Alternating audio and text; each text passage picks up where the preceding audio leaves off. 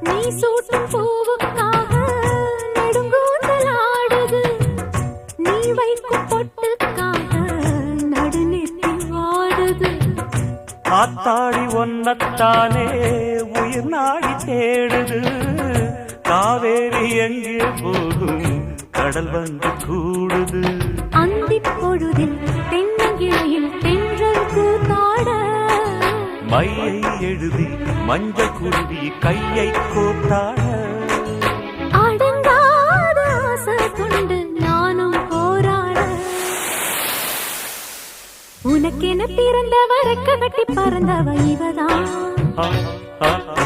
என விட உனக்கு இங்கு மனசுக்கு பிடிச்சவ எவதான்.